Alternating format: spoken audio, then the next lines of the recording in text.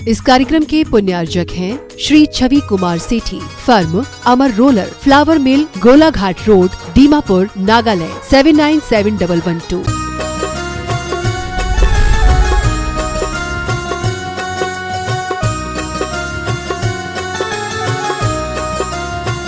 बोली आदिम तीर्थंकर आदिनाथ भगवान की, चिंतामणि पार्श्वनाथ भगवान की जय जय जय। वर्तमान शासननायक भगवान महावीर स्वामी की, श्रीमद संस्कृति संवर्धक आचार्य देव विद्यासागर जी महाराज की, परम पूज्य महामना मुनिराज प्रमासागर जी महाराज की, परम पूज्य अनंत सागर जी महाराज की, शाश्वत सिद्ध से सम्मेश शिखर जी की, अहिंसामयी जैन धर्म की।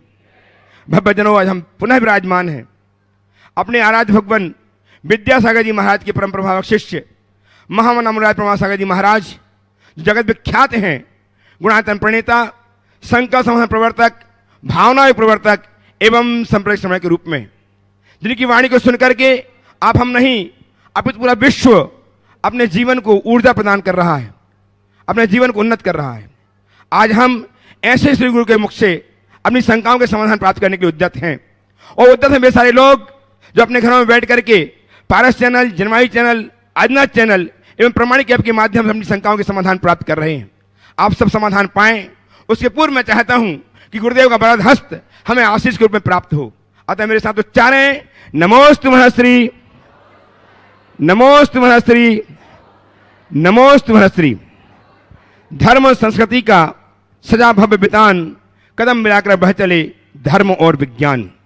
परम पूज्य गुरुदेव की परिकल्पना गुणायतन कुछ ही माहों में अशेष होने वाली है, कुछ ही माहों में लोकार्पित होने वाली है, और कारण बन रहे आपका उदात्त मन, आपकी उदारता, जिसके कारण इतना बड़ा काम जिससे जैन धर्म युगों युगों तक संसार में अक्षुण्ण रहेगा।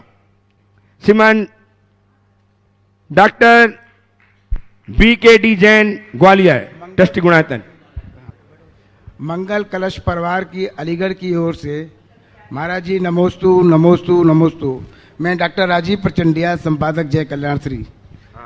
महाराज श्री, आज का ये ज्वलन समस्या सामने है कि तीर्थ क्षेत्रों की संरक्षण संवर्धन में जैन पत्रकारों की क्या भूमिका होनी चाहिए, ऐसा कुछ निर्देश दीजिएगा जिससे कि इस पत्र के माध्यम से हम क्या नाम है देखिए, कुछ कर सकें। पत्रकार समाज को सही दिशा दे और समाज में जागरण का संदेश दे। अगर किसी भी तीर्थ के अस्तित्व और अस्मिता पर कोई आँच आए तो उसके लिए समाज को जगाए। पर एक बात मैं कहूँगा, आजकल पत्रकारों के सामने भी बड़ी चुनौतियाँ आ गई। क्यों? आजकल हर आदमी पत्रकार बन गया। कोई भी खबर आप लोग बाद में प्रकाशित करते हैं, सोशल मीडिया तो पहले ही फैला देता। तो अब पत्रकार बेचारा क्या करेगा? तथ्यों को जाने बिना, समझे बिना लोग उन्हें प्रचारित कर देते हैं, और इससे कई बार समाज में भ्रम भी उत्पन्न होता है और माहौल भी बिगड़ जाता है। तो पत्रकारों को चाहिए कि एक जागरूकता लाए कि समाज में खबरों की प्रामाणिकता सुनिश्चित हो। सबसे पहला काम। आज प्रामाणिकता खंडित होने के कारण लोग फिर किसी बात पर भरोसा भी नहीं करते। अरे ये तो व्हाट्सएप की बात है, ये तो सोशल मीडिया की बात है। सब बात गलत नहीं होती, लेकिन वही एक झूठा आदमी सबको झूठा बना देता। भेड़िया आया, भेड़िया आ गया, और फिर भेड़िया आता है तो कोई सामने नहीं आता। यही स्थिति होती। तो पत्रकारिता से संबद्ध सभी लोगों से मैं ये कहना चाहूँगा कि एक जागरूकता हो और समाचार और संवादों की प्रामाणिकता, तब आप सही दिशा दे पाएंगे। पर मुझे ये बहुत चुनौतीपूर्ण दिखता है, क्योंकि जैन समाज बुद्धिजीवी है, उसे लिखने पढ़ने का अच्छा अभ्यास है, और घर बैठे उसको साधन सुलभ हो गए तो व्हाट्सएप में तो अपनी पूरी वीरता प्रदर्शित कर ही देता है। और कुछ लोग तो कॉपी पेस्ट करने में ही अपने आप को कृतार्थ समझने लगे। तो ये जो चीज़ें हैं, ये एक प्रबुद्ध समाज के अच्छे भविष्य के संकेत नहीं। उन्हें चाहिए जो बात जिससे संदर्भित है वही प्रचारित करे, वही फैलाए और प्रामाणिकता के साथ। जैसे पिछले वर्ष सम्मेत शिखर जी को ही लेकर के कैसा एक बिटंडा सा खड़ा हो गया था, भावना जुड़ी है क्षेत्र के प्रति, पर जिस तरीके से उस बात को प्रस्तुत किया गया वो बहुत गंभीर था, और यदि उसे सही समय पर नहीं संभाला गया होता तो उसका बड़ा नुकसान होता है। तो हमें उसकी तरफ देखना चाहिए और जड़ पर जाने की कोशिश करना चाहिए। आइए डॉक्टर BKD जैन साहब ग्वालियर से तैयार हैं। डॉक्टर अल्पना जी जैन पत्रकार नासिक। नमस्ते महाराज, दोनों महाराजों के चरणों में बारंबार नमस्ते महाराज। मेरा प्रश्न मेरे फील्ड से संबंधित है कि मैं एनेस्थेसियोलॉजिस्ट हूँ और 38 वर्ष की सेवा के बाद रिटायर हुआ हूँ। मैंने ये देखा है कि इतने सेवा काल में कि आज एनेस्थीसिया ब्रांच जो है इतनी एडवांस हो चुकी है और हर कोई भी सर्जरी हो, कोई भी फील्ड हो, critical management, ICU, pain management, सारा सब कुछ एनेस्थेटिस्ट के द्वारा मैनेज किया जा रहा है और सब मैनेज कर रहे हैं। और सर्जरी सर्जन के द्वारा की जाती है, कोई भी सर्जरी बिगर एनेस्थेटिस्ट के संभव हो नहीं पा रही है। लेकिन पूरे उस काल में मैंने ये देखा है कि सब कुछ होने के बाद भी अगर एनेस्थेटिस्ट मना कर दे सर्जरी नहीं हो पाती है, लेकिन क्रेडिट सारी की सारी सर्जन के ऊपर जाती है। और एनेस्थेसियोलॉजिस्ट बैकग्राउंड में रहने के बाद अगर थोड़ा सा भी कहीं गलत हो जाए तो सारा वो उसका दुष्प्रभाव और कारण एनेस्थेटिस्ट को जिम्मेदार ठहरा जाता है। तो इसमें किसका उसमें माना जाए कि हमारा एनेस्थेटिस्ट का कर्मोदय है कि वह इसको ख्याति मतलब नहीं मिल रहा है या कुछ हो रहा है? देखिए, एनेस्थेसिस्ट की बिना तो कोई काम होता नहीं, बिल्कुल सही। और ये भी बात सही है कि श्रेय सर्जन को मिलता है। तो मैं आपकी बात का सवाल उत्तर एक पंक्ति में दूंगा कि जो एनेस्थेसिस्ट होता है वो अचेत करता है और जो सर्जन होता है वो सचेत करता है, श्रेय सचेत करने वाले को। तो जो अचेत करेगा उसे श्रेय कैसे मिलेगा? हाँ, सचेत बनाए रखने के लिए अचेत करते हो, ये बात ठीक है, लेकिन काम तो अचेत करने का है ना, इसलिए चित्त रखो। डॉक्टर अल्पना जी जैन पत्रकार नासिक से बजाएं और तालियां बजा के अभिनंदन कीजिएगा। इनके भी डॉक्टर साहब हैं, पत्रकार हैं, इनका सम्मान भी करेंगे। चंद्रा जी पाटनी सम्मान करेंगी गुवाहाटी ट्रस्टी। बोलिए, आप प्रश्न बोलिए। त्रिकाल नमोस्तु गुरुबर। आज मैं डॉक्टर अल्पना जैन नासिक से हूँ, सोशल मीडिया फाउंडेशन की महाराष्ट्र महिला संगठक हूँ, अखिल भारतीय जन पत्रकार संपादक संघ में हूँ। सवाल कीजिए जल्दी। हाँ। और गुरुदेव, आज जो ज्वलंत मेरा प्रश्न है वो ये है कि सामाजिक समरसता में मीडिया की भूमिका क्या होनी चाहिए, और जो आज हमारा शाश्वत तीर्थ सम्मेत शिखर है जिसको कि पर्यटक स्थल करने की घोषणा ऐसा सुनने में आ रहा है। आपके सवाल का उत्तर अभी प्रचंडिया जी के प्रश्न के उत्तर में मैंने दे दिया है, लगभग उससे मिलती जुलती है। आशीर्वाद। चलिए। शरद चंद्र जैन नांदेड़ शिक्षा से आ जाएं और तैयार रहेंगे डॉक्टर श्री सत्येंद्र जी जैन दमोह। तालियां बजाएं शरद चंद्र जी डॉक्टर चंद्र के लिए नांदेड़ से। इनका सम्मान करने के लिए श्रीमान कासरीवाल जी खड़े हैं, तैयार हैं, तैयार सम्मान कर देंगे आप। हाँ बोलिए। नमस्ते नमस्ते नमस्ते महाराज। सुभाष जी जैन CEO गुणायतन वो आ जाए सम्मान करने के लिए, और कपूर जी भी तैयार रहेंगे। चलिए बोलिए। मैं BL सेठी जी का ही शिष्य हूँ और उनके साथ कंबोडिया में जैन धर्म का रिसर्च करने के लिए गया था। वहाँ पर 1.5 किलोमीटर लंबा और 1 किलोमीटर चौड़ा जो मंदिर है, वो मंदिर एक दिन पूरा गिर गया था, लोगों की नज़रों से चले गया था। तो उसका संरक्षण क्यों नहीं हुआ? तो वहाँ पर उसको देखने के लिए कोई आदमी नहीं थे। एक दिन हमारा शिखर जी भी ऐसा हो जाएगा, इसलिए शिखर जी में गुरुकुल क्यों न खोला जाए। बहुत अच्छा प्रस्ताव है, इस पर विचार किया जाए। सत्येंद्र जी अपना प्रश्न प्रस्तुत करें। तैयार हैं डॉक्टर श्री SK जैन इंदौर। पूज्य श्री आपके श्री चरणों में मेरा सविनय नमोस्तु। पूज्य श्री, बिहार की भूमि रत्न गर्भा है, बहुमूल्य मिनरल्स यहाँ की भूमि में मिलते हैं। यहाँ की भूमि में सभी 24 तीर्थंकरों के अनेक कल्याणक, 5 कल्याणक भी हुए हैं, परंतु देखने में ये आता है जो कल्याणक भूमि है वहाँ के मूल निवासी, वहाँ के असुरक्षा और निर्धनता देखने में आती है। सम्मेद शेखर जी ये सवाल कल ही आया है। मैं थोड़ा सा और दूसरा चीज पूछना चाह रहा हूँ। दूसरा पूछ लो कि इसी में ही कि सम्मेद शेखर जी में यहाँ आने के बाद हमारे नरक और त्रेंच गति और पंचम गति को प्राप्त होने को हमको लाभ मिलता है, परंतु यहाँ जो उत्पन्न जीव हैं एकेंद्री से पंचेंद्री तक, क्या इनका भी कल्याण होगा कभी? ये ऐसा देखिए, सम्मेद शिखर एक पूज्य पवित्र तीर्थ क्षेत्र है और यहाँ आने वाले लोगों का जीवन तर जाता है, इसमें कोई संशय नहीं। अब यहाँ रहने वाले प्राणी का क्या उद्धार होगा, हमें तो ये मान करके चलना चाहिए कि यहाँ जो जन्म लिए हैं सब भाग्यशाली हैं जी। आज नहीं कल इनका उद्धार होगा और उस दिन इनका उद्धार सुनिश्चित हो जाएगा जब ये तीर्थंकर भगवंतों के आदर्शों से जुड़ जाए। जी, सम्मेद शिखर महात्मा पुस्तक में मैंने पढ़ा था कि 48 भव ये जो लिखा गया है बहुत अर्वाचीन है। अच्छा। ऐसा नियम नहीं है कि जो सम्मेद शिखर की वंदना कर लिया उसका मोक्ष हो ही जाएगा। फिर तो जिसने वंदना कर ली सब भव्य कहलाएंगे जी। समझ गए?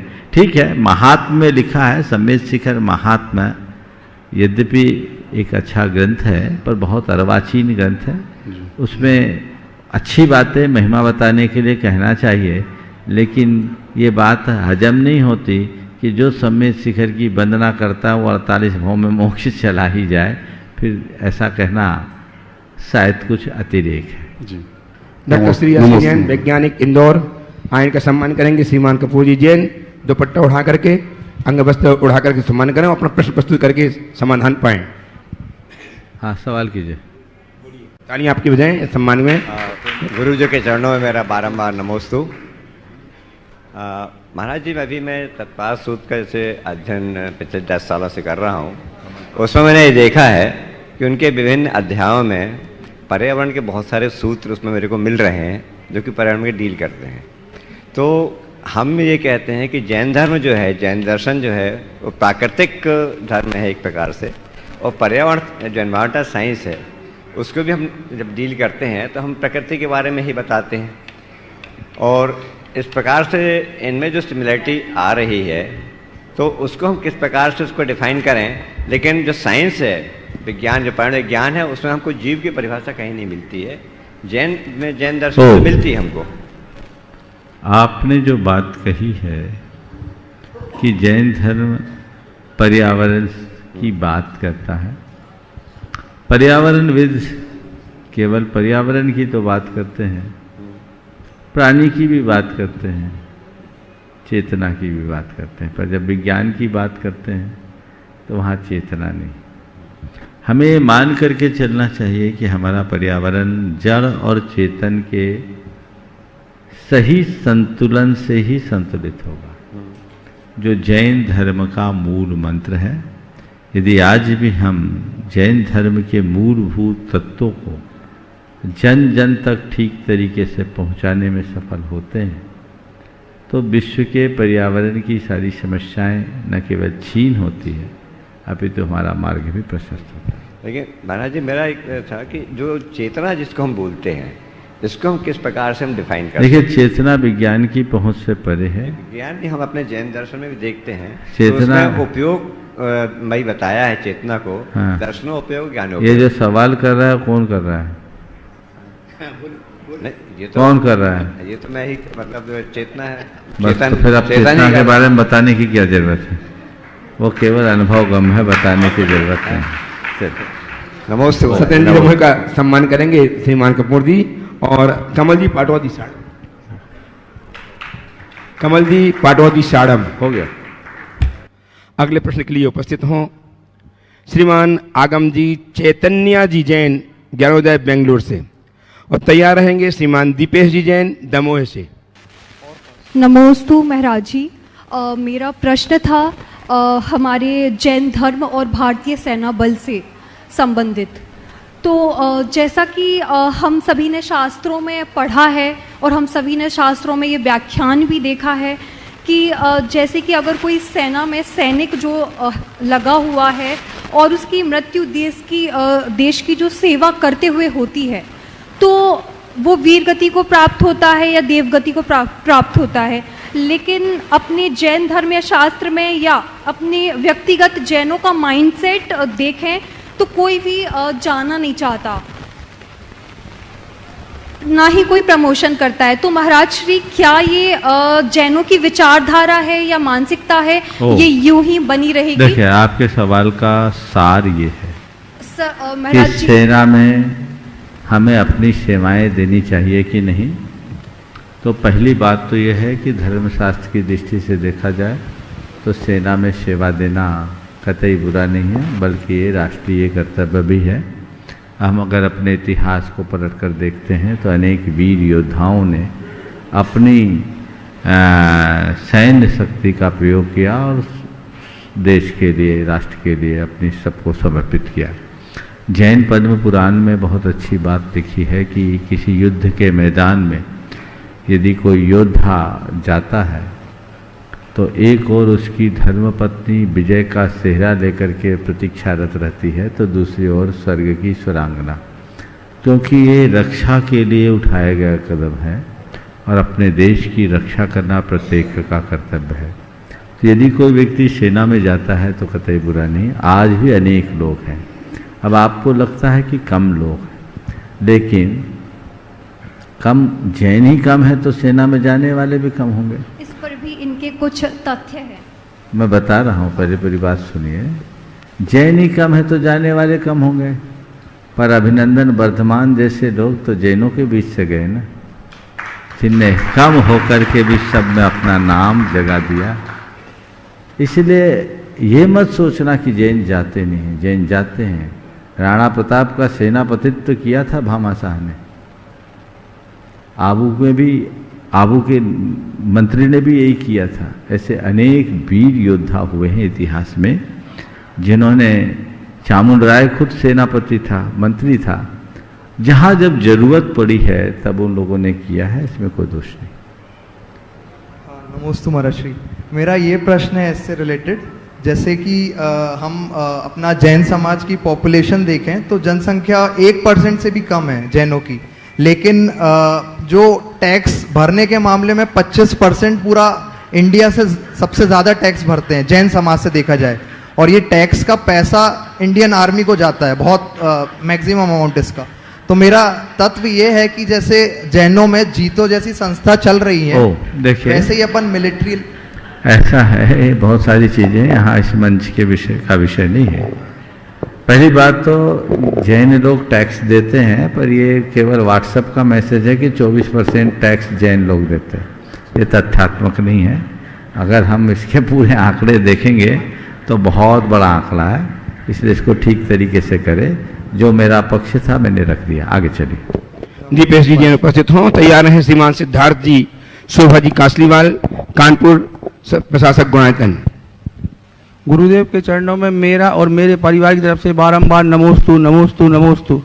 गुरुदेव, अभी कुछ दिन पहले राजीव कॉलोनी जैन मंदिर दमोह में आकाशीय बिजली गिरने के कारण शिखर में दरार आई और शिखर में छेद हो गया। तो इसके लिए महाराज जी सर्व जैन समाज क्या उपाय करे और इसका संदर्भ क्या है महाराज जी? देखिए, इसका उपाय तो किसी विधि विधान के ज्ञाता को वहाँ दिखाइए और उनके निर्देशानुरूप उसकी शुद्धि कीजिए। लेकिन जैन समाज पढ़ी लिखी है, तड़ित चालक क्यों नहीं लगा है? लगा है महाराज जी। तो तड़ित चालक कमजोर होगा, लगा है, फिर ऐसे कैसे हो गया? हम तो सभी से कहेंगे हर मंदिर और हर ऊंची इमारतों में तड़ित चालक अनिवार्य रूप से होना चाहिए, जिससे कि इसे ठीक किया जा सके। आइए श्रीमान सिद्धार्थ जी, शोभा जी कासलीवाल, कानपुर से प्रशासक गुणायतन हैं, और तैयार रहेंगे डॉक्टर चिरंजीव लाल जी बगड़ा, कोलकाता विद्वानों में श्रेष्ठ, यहाँ विराजमान है चिरंजीव लाल जी बगड़ा साहब, तैयार रहेंगे। परम पूज्य मेरे गुरुवर के पावन चरणों में कोटि कोटि प्रणाम, नमोस्तु भगवान। मेरे परिवार का भी बार बार नमोस्तु। गुरुवर, संसार में जितने भी जीव हैं, प्राणी हैं, सभी अपने अपने धर्म का पालन करते हैं। मेरा इस बारे में जो सोचना है कि धर्म दो तरह का है, एक सम्यक्त रूप और एक मिथ्यात्व रूप। धर्म की जो क्रिया है वो मिथ्यात्व रूप ज़्यादा देखने में आती है। अपने जैन धर्म में तो सम्यक्त का नाम आता भी है, परिचय भी है, लेकिन अन्य धर्म में तो सम्यक्त का कोई परिचय भी नहीं है। प्रश्न मेरा ये है, वैसे तो मिथ्यात्व संसार को बढ़ाने वाला है, सम्यक्त संसार को घटाने वाला है, लेकिन प्रश्न ये है कि ये जो सम्यक्त रूप क्रिया है हमारे अपने जैन धर्म में, जिसकी मान्यता है, परिचय है, पहचान है, इसमें भी हमारे धर्म की बहुत सारी क्रियाएं भिन्न भिन्न है। कोई देव को सार में पूछिए, कोई देव को कुछ कैसे प्रश्न करिए संक्षेप में। हाँ जल्दी। कोई देव सास गुरु की पूजा कैसे करता है, कोई कैसे करता है, तो क्या ये सम्यक्त रूप है या मिथ्यात्व रूप है, और क्या इससे पुण्य का अर्जन होता है? नमस्ते। ओम। हम कोई भी क्रिया कैसे कर रहे हैं ये बात की है, क्यों कर रहे हैं ये पहले समझ गए। हमें अपने प्रयोजन को ध्यान में रखकर चलना चाहिए और इन सब बातों में विषमवाद से बचना चाहिए। जिन क्रियाओं में आत्महित खंडित होता हो, हिंसा होती हो, वीतरागता खंडित होती हो, उन क्रियाओं को हमें धर्म के रूप से स्वीकार नहीं करना चाहिए। अहिंसा और वीतरागता को पुष्ट करने वाली क्रियाएं ही हमें धर्म के रूप में मान्य करना चाहिए। और ये हर व्यक्ति का अपना विवेक है, वो देखे जो मैं कर रहा हूँ उससे मेरी अहिंसा और उससे मेरी वीतरागता पुष्ट हो रही है या नहीं। ओम। नमस्ते नमस्ते नमस्ते। आइए डॉक्टर चिरंजीव राजीव बगड़ा साहब कोलकाता से हम इनका अभिनंदन करेंगे। सम्मान करने के लिए आमंत्रित कर रहा हूँ श्रीमान डॉक्टर डी जैन साहब ग्वालियर को भी आए, ग्वालियर ट्रस्टी। सम्मान करें हमारे अच्छे विचारक विद्वान कोलकाता से डॉक्टर चिरंजीव राजीव बगड़ा का। आपकी तालियां लगातार बजते हैं। ये ऐसे मंच में उपस्थित हुए हैं जहाँ पे इनको एक बहुत बड़ा मार्ग प्राप्त होने वाला है। सम्मान कीजिएगा दुपट्टा उठा करके। और तैयार रहेंगे डॉक्टर अखिल जी बंसल साहब जयपुर से, वे भी आए इसी क्रम में। आप प्रश्न करें डॉक्टर साहब बगड़ा जी। तालियां लगातार बजती रहें विद्वान की विद्या पर। मुनिद्वय के चरणों में कोटि सा नमन। मुनिश्री, मेरा प्रश्न भी सम्यक्त और मिथ्यात्व को संबंधित ही है। तत्वार्थ सूत्र के अंदर आया है, जीवा जीवाश्रव बंध संवर निद्रा मोक्षास तत्वम। तत्वार्थ श्रद्धा नाम सम्यक दर्शनम। तत्व का सही श्रद्धान सम्यक दर्शन है, यह बात तो समझ में आती है और इसके अंदर तो शंका करने का कोई प्रश्न भी नहीं है। परंतु मेरा सवाल यह है कि क्या हम जैन इतिहास या जैन भूगोल पर कोई प्रश्न करते हैं तो क्या वह भी मिथ्यात्व की श्रेणी में आ जाएगा? जैसे सुमेरु पर्वत की हमारी घटना है, पूरे ऑर्बिट का चक्कर लगा लिया, कहीं सुमेरु पर्वत की समझ में नहीं आ रही है। देखिए, इतिहास की भी यही बातें हैं कुछ। मैं इस संदर्भ में दो बातें कहूंगा। शंका दो तरह की है, एक जिज्ञासा मूलक और एक अश्रद्धा मूलक। जिज्ञासा मूलक शंका कतई गलत नहीं है। यदि हमें समझ में नहीं आ रहा है, इतिहास का कालखंड है, उस पर हम प्रश्न कर रहे हैं, तो हम ये कह सकते हैं ये बात मेरे पल्ले नहीं पड़ती, हम उससे बच सकते हैं, चाहे वो भूगोल की हो या इतिहास की। लेकिन अरे ये सब बातें उठपटांग लिखी है, इसका मतलब जैनों में जो कुछ लिखा है सब कपोल कल्पित है, तो अश्रद्धा हो गई। तो शंका उठना गलत नहीं है, भगवान की वाणी ही शंका से निकली है। गंधर्वों के शंका से ही तो भगवान की दिव्य ध्वनि निकली। शंका हो पर जिज्ञासा मूलक हो, अश्रद्धा मूलक नहीं। ससम्मान आमंत्रित हैं डॉक्टर अखिल जी बंसल साहब, जो सुपरिचित विद्वान के रूप में जयपुर में विराजमान हैं, जाने जाते हैं और अपने विचारों को प्रस्तुत करते हुए जहां तहां प्रभावना किया करते हैं। इनका सम्मान करने के लिए आमंत्रित कर रहा हूं गुणातन के ट्रस्टी श्रीमान बीरचंद जी जैन अग्रवाल बनारस से भी आए और इनका सम्मान करके गुणातन गौरव को महिमा मंडित करें। आपकी तालियां जब तक सवाल कर लेंगे। गुरुदेव के चरणों में त्रिवार नमोस्तु। गुरुदेव, धर्म का वास्तविक स्वरूप क्या है और आपकी दृष्टि में हम पत्रकारों का क्या धर्म होना चाहिए? धर्म का वास्तविक स्वरूप क्या है और पत्रकारों का धर्म क्या होना चाहिए, है ना। अब चूंकि एक पत्रकार सवाल कर रहा है तो मुझे पत्रकार को लक्ष्य रख कर के ही उत्तर देना चाहिए। मैं ये कहूँगा कि सब चीज़ों को सही तरीके से देखने, समझने और जीने की कला का नाम धर्म है। जी महाराज, समझ गए? सब चीज़ों को सही तरीके से देखने, समझने और जीने की कला का नाम धर्म है। और पत्रकार यदि इस धर्म को अपनाए तो फिर कोई झमेला ही ना हो। और यही देखना, समझना और जीना ही तो सम्यक दर्शन ज्ञान चरित्र है। तो वो रत्नत्रय रूप है। तो हम चीज़ों को उसी तरीके से देखें तो बहुत सारी बातें अच्छी हो सकती है। गुरुदेव, हम कुछ लिखते हैं सही तो उसका अर्थ लोग गलत लगा लेते हैं। देखिए, इस संदर्भ में मैं एक बात कहूँगा, कोई भी पत्रकार या लेखक है वो स्वतंत्र होता है, लिखना चाहिए, लेकिन लिखने के पीछे के दृष्टिकोण को पहले समझना चाहिए। हम लिख रहे हैं, क्यों लिख रहे हैं?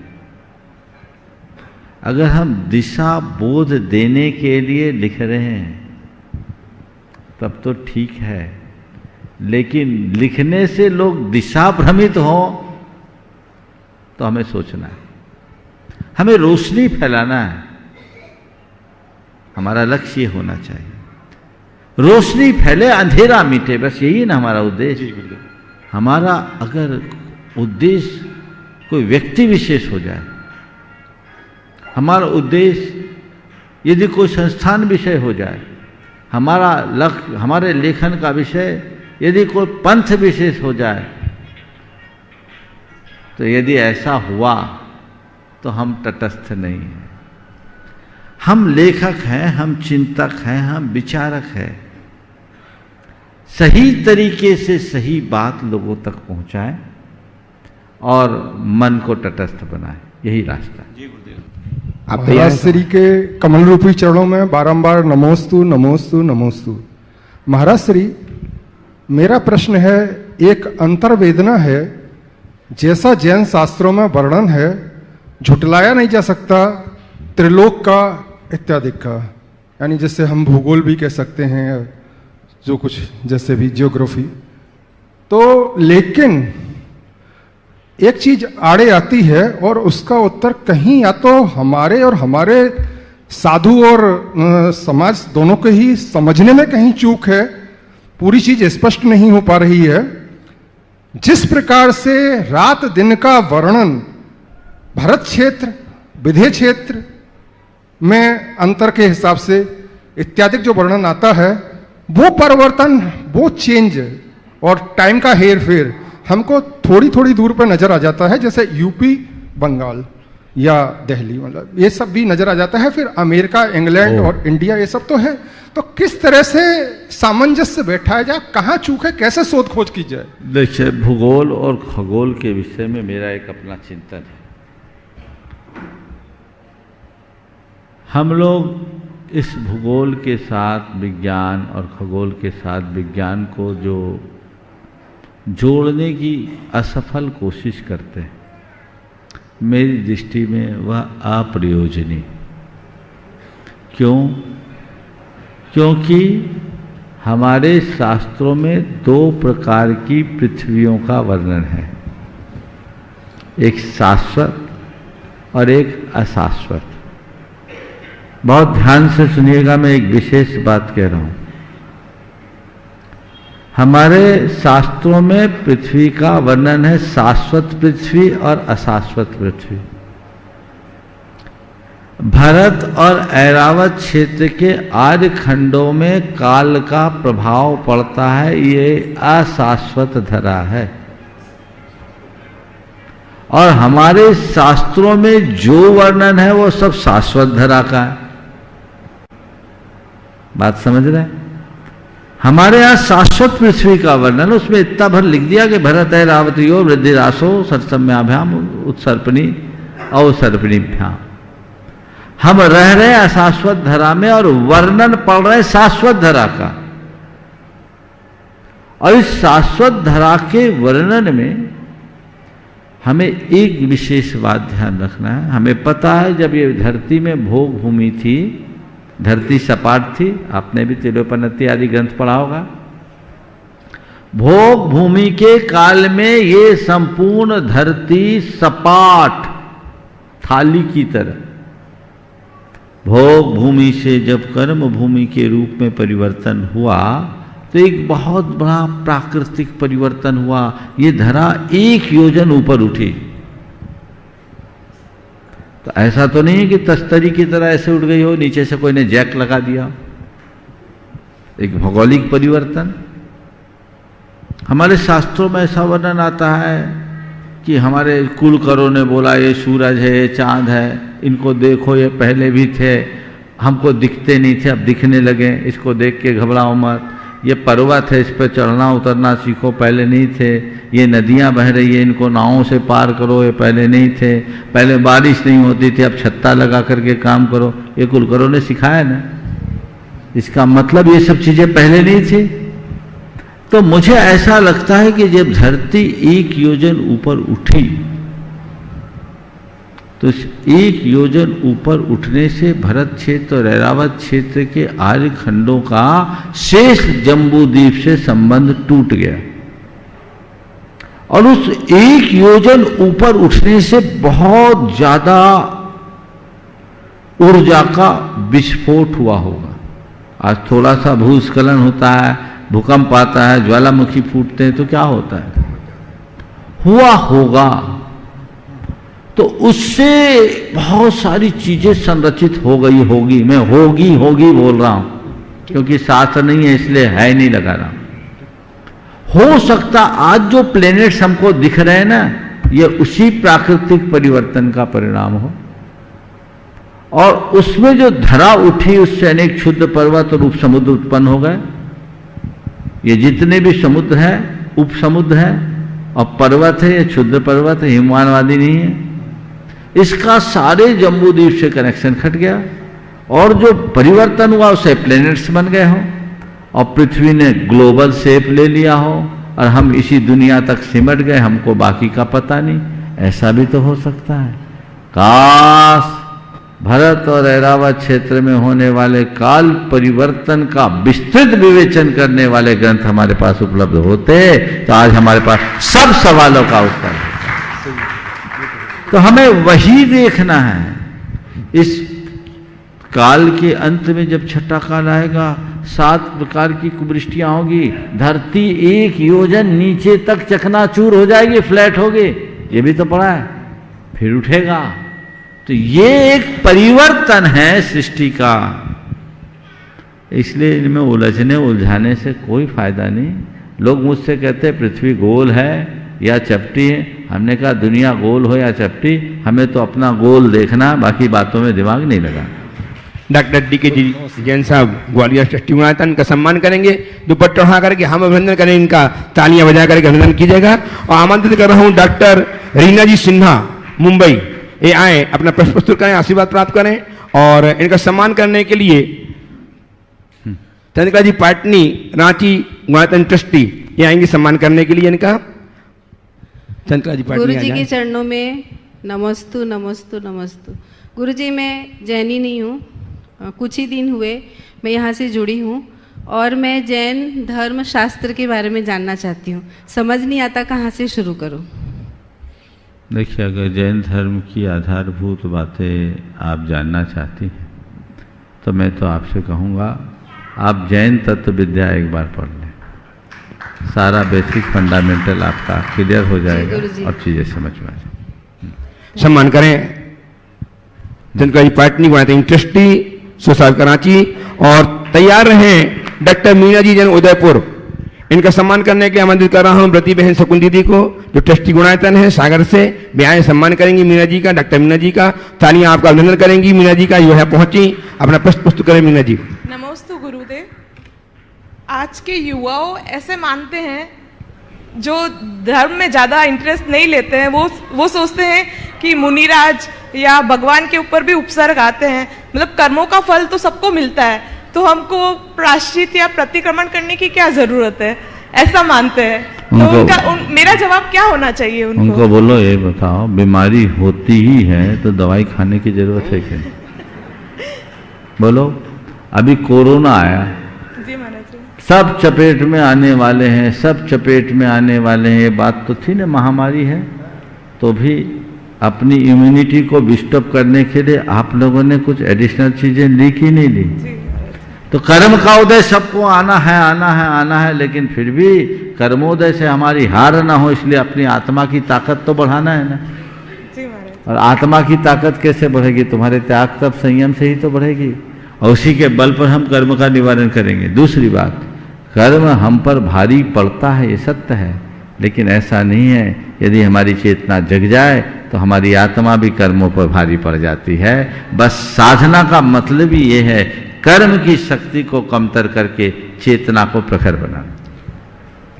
सम्मान कीजिएगा, मृति बहन शकुनी जी सम्मान करेंगी डॉक्टर मीना जी का, उदयपुर से जो है, तालियां आपका अभिनंदन करेंगे इनका। और आमंत्रित हैं मयंक जी जन अलीगढ़ से, यहाँ इनका सम्मान करने के लिए आमंत्रित कर रहा हूं।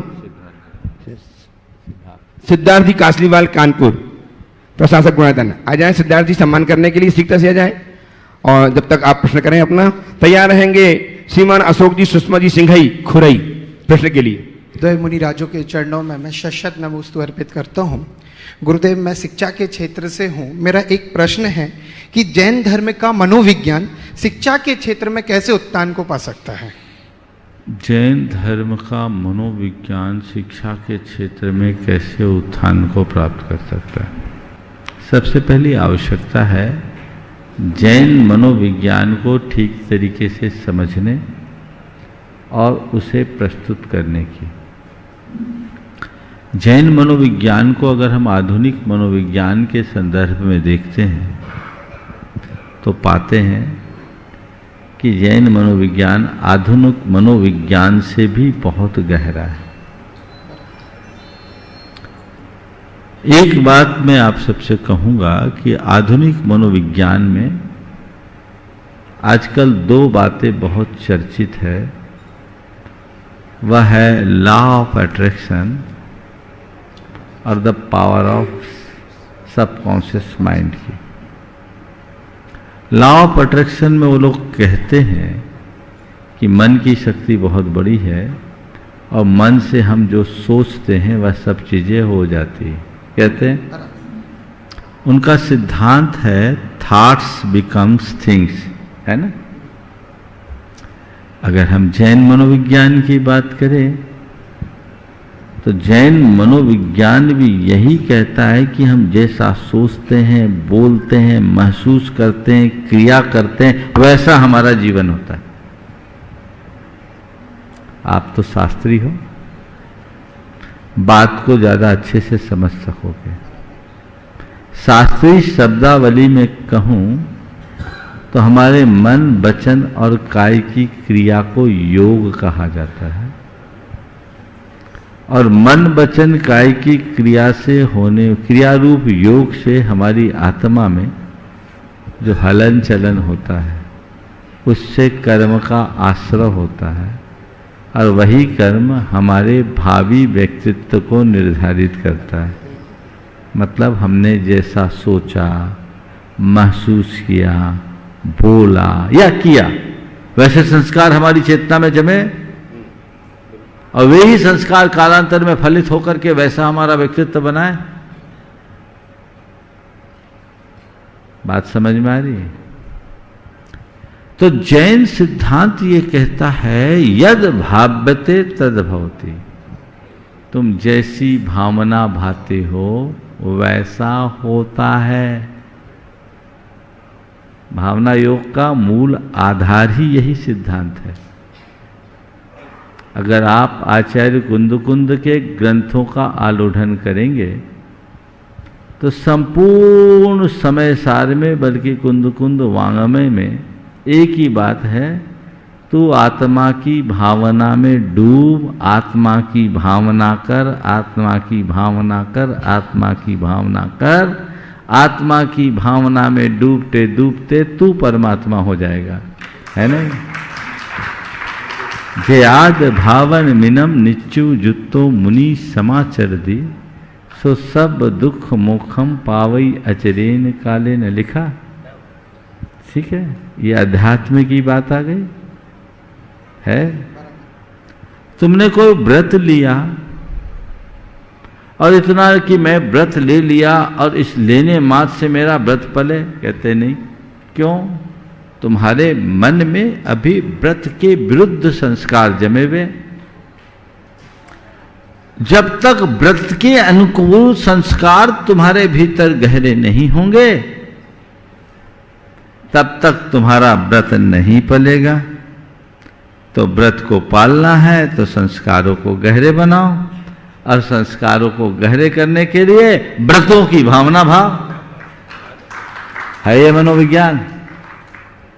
अपने हृदय में वैराग्य को जगाना है, वैराग्य भावना भाव। अपने जीवन के उतार चढ़ाव के मध्य ठहराव बनाए रखना है, 12 भावनाओं को भाव है ना। क्या ये मनोविज्ञान नहीं है? और बोलूं, हमारे यहां तत्वार सूत्र के दूसरे अध्याय में जो 5 प्रकार की भावनाएं, क्या वो मनोविज्ञान से संबद्ध नहीं? हमें चाहिए कि जैनागम के मूलभूत बातों को तथ्यात्मक तरीके से रखकर हम आज की पीढ़ी तक पहुंचाएं, उनके बीच प्रस्तुत करें, जिससे रास्ता प्रशस्त। अशोक जी, सुषमा जी जैन सिंघई खोए से प्रस्तुत हो प्रश्न करने के लिए तैयार हैं। डॉक्टर विमल कुमार जी जैन, अल्पसंख्यक विशेषज्ञ एवं ट्रेनर, युवती समीक्षक सक्षमीकरण।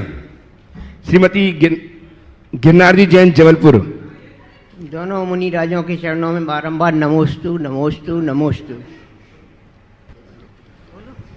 हे स्वामी, आजकल मुनि दीक्षा या आर्का दीक्षा के पूर्व अनेक दिनों से उस श्रावक या श्रावका का पूर्ण श्रृंगार कर गोद भराई होती है, उसकी बिनौली निकाली जाती है। जब वह श्रावक संसार से उदासीन होकर वैराग मार्ग की ओर जा रहा है, तब ऐसा कार्य के आगम के अनुकूल है? कृपया समाधान कीजिए। देखिए, दीक्षा के पूर्व निकाले जाने वाली बिनौली एक भावना की दृष्टि से निकाली जाती है कि लोगों को प्रेरणा मिले, पर आजकल वो एक रीति जैसी बन गई है। तो अब इसके विषय में तो निकालने वाले और निकलवाने वाले जाने। दीक्षा एक अंतर घटना है, रस्म नहीं। पर आज वो एक रस्म का रूप लेते जा रही है। जैसे विवाह का समारोह होता है, वैसे ही दीक्षा का समारोह भी होने लगा है। तो ये चीज़ें हमें समझनी चाहिए। मुझे पता है, जब हमारी क्षुल्लक दीक्षा हुई, आहार जी में थे, गुरुदेव ने सुबह बोला कि आज दीक्षा होनी और क्षुल्लक दीक्षा देनी। हम लोग तो एकदम बैरागी थे, तो वहाँ के कमेटी के लोगों ने बिनौली निकालने के लिए बोला। हम लोगों को बिनौली की क्या जरूरत है, सीधे गुरुदेव के पास चले जाएंगे। फिर भी लोगों ने बहुत आग्रह किया कि नहीं, दीक्षा हो रही है, 9 दीक्षाएं हो रही है, तो चलना चाहिए। तो हम लोग ट्रैक्टर पर बिठा करके बिनौली निकाले। हो गया। हम बैठ करके भी नहीं बैठे, ये ठीक है, गुरु आ गया, बैठना है तो बैठना है, लेकिन मन में मेरी बहुत अच्छी बिनौली निकले और मेरी दीक्षा में बड़ा समारोह हो, तो मतलब अगर मेरे मन में ये बातें हैं तो कहीं ना कहीं मैं कमजोर हूं, ऐसा समझ। नमोस्तु नमोस्तु। ससम्मान आमंत्रित हैं डॉक्टर विमल कुमार जी जैन, अल्पसंख्यक प्रकोष्ठ विशेषज्ञ एवं ट्रेनर, युवती सक्षमीकरण, जबलपुर। श्रीमती गिरनार जी जैन, जबलपुर आए, अपना प्रश्न प्रस्तुत करेंगे। हम सम्मान करेंगे इनका। डॉक्टर साहब का, इन्होंने बहुत बड़े बड़े काम जनहित के लिए, समाज हित के लिए किए हैं। बंधन और एक गुणातन के ट्रस्टी भी हैं। तालियां लगातार बजने आपकी। इनका सम्मान करने के लिए आमंत्रित कर रहा हूं गुणातन के ट्रस्टी श्रीमान डॉक्टर BKD ग्वालियर आए, सम्मान करेंगे। डॉक्टर साहब भी सम्मान करेंगे डॉक्टर साहब का। अब तक डॉक्टर साहब प्रश्न कीजिए आप इन्हें।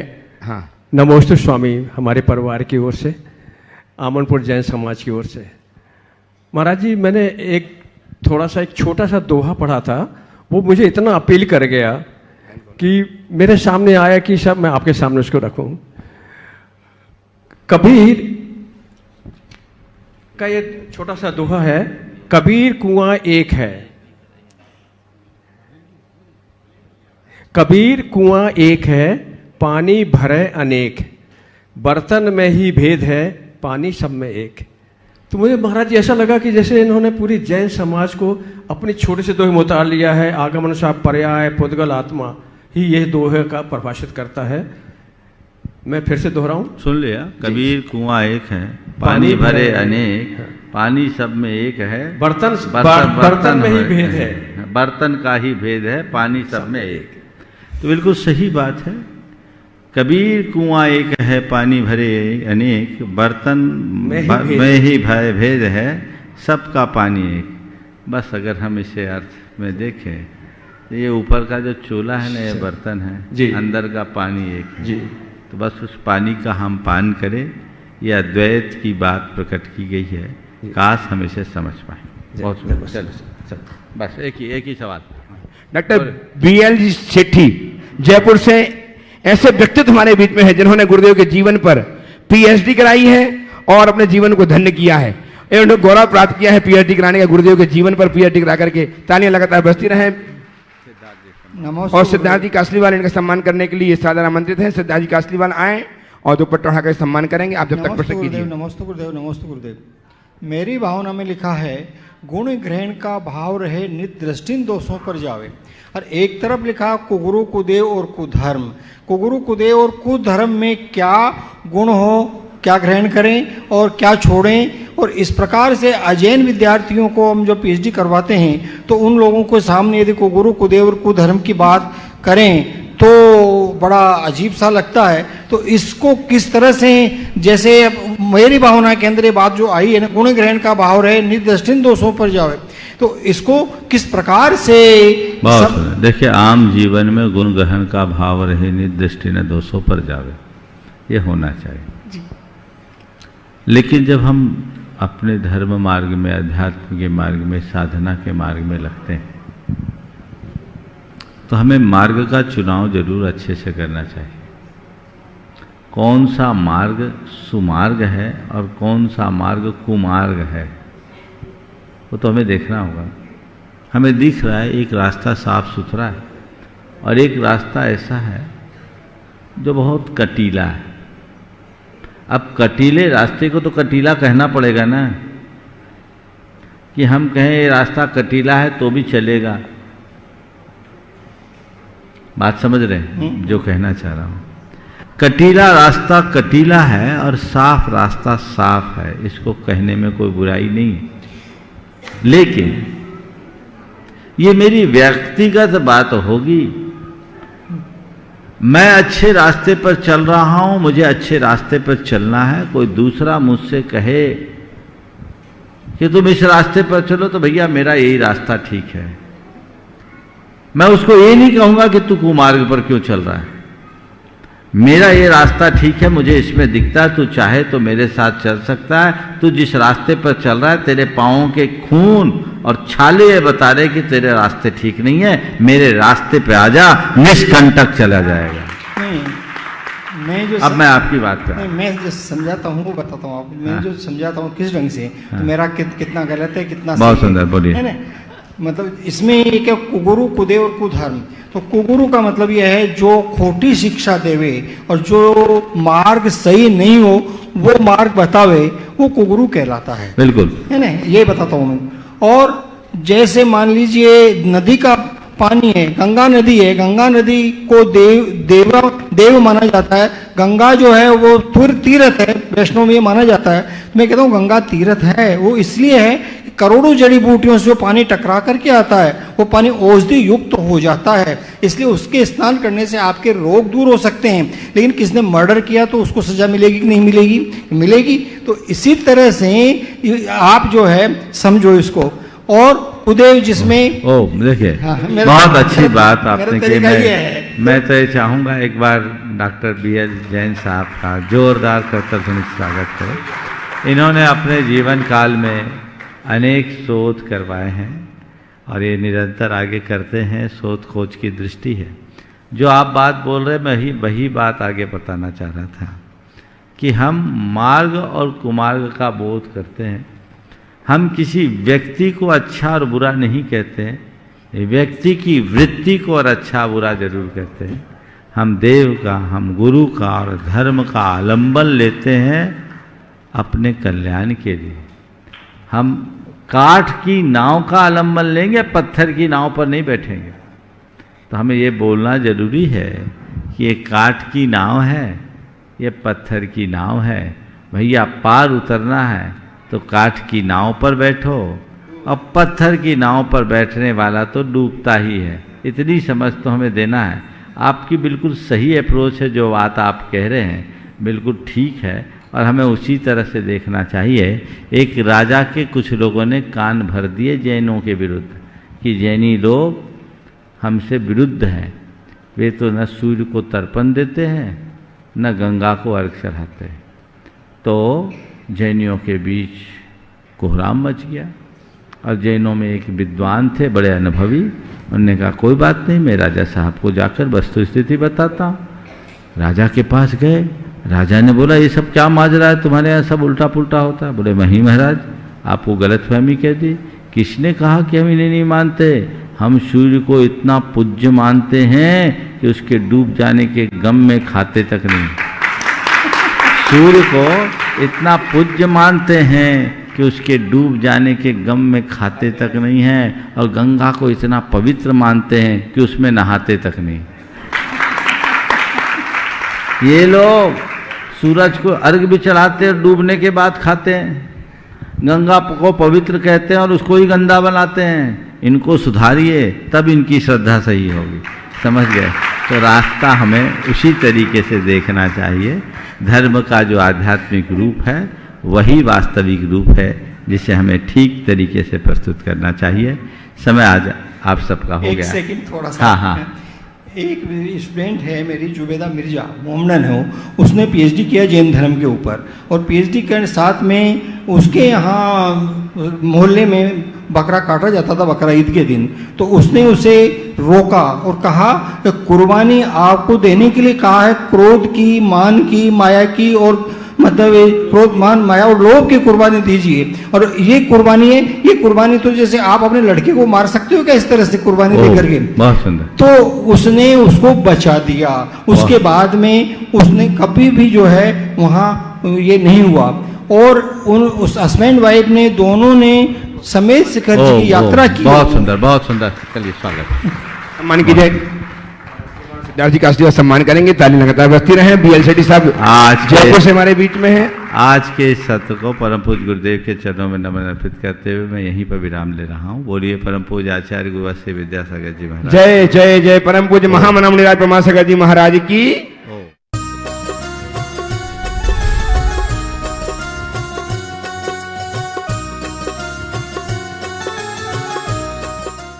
इस कार्यक्रम के पुण्यार्जक थे श्री छवि कुमार सेठी, फर्म अमर रोलर, फ्लावर मिल, गोलाघाट रोड, दीमापुर, नागालैंड 797112।